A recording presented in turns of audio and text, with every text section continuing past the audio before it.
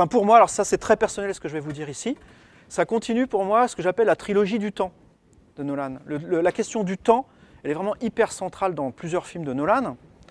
Tout d'abord, pour ceux qui ont vu Memento, donc Memento c'est un film dont la construction est très particulière. Il s'est posé la question, Christopher Nolan, comment est-ce que quelqu'un qui perd... Il raconte l'histoire de quelqu'un qui n'a pas de mémoire, qui ne se souvient pas de ce qui s'est passé avant les 15 minutes qui viennent de s'écouler. Voilà. Donc, il a une mémoire limitée aux 15 dernières minutes. Comment faire ça dans un film?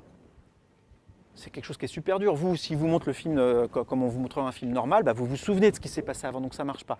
Il arrive dans ce film-là, en fait, je ne vous dis pas comment, mais il arrive à le faire. Vous êtes dans la situation du gars qui ne se souvient pas un quart d'heure avant, et pourtant vous suivez l'histoire. C'est vraiment fou. Et c'est relié vraiment au thème du temps qui passe, hein. Le temps qui passe, le temps qu'on oublie, le temps qu'on ressent. Voilà. Là, il gère, en tordant le temps de son film, il gère la question de la mémoire, de manière vraiment exceptionnelle. Bon. Deuxième film, Inception, où là, cette fois-ci, c'est la démultiplication du temps du rêve. Le temps rêvé ne passe pas à la même vitesse que le temps de la vie de tous les jours. Donc après, c'est Nolan, donc il aime bien compliquer un peu les choses. Il y a du rêve dans du rêve dans du rêve, donc de la démultiplication du temps à l'infini, au point où une vie peut passer en un battement de cils. Une vie qui passe en un battement de cils, ça vous rappelle ce dont je viens de parler. Interstellar, c'est ça.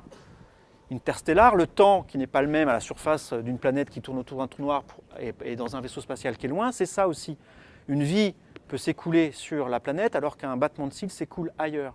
C'est extrêmement cohérent. Il se pose cette question de manière continue et cohérente.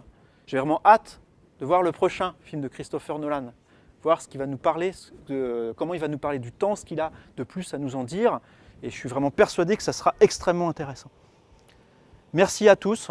Merci à l'équipe Déséquilibre qui a géré toute la mise en place de ce qui s'est passé aujourd'hui du point de vue pratique, la communication, les affiches, le teaser, ils sont vraiment débiles ces gars. Bon. Bref, voilà un. Merci à vous, je m'arrête ici et si vous avez des questions, vous pouvez après venir me les poser. Merci.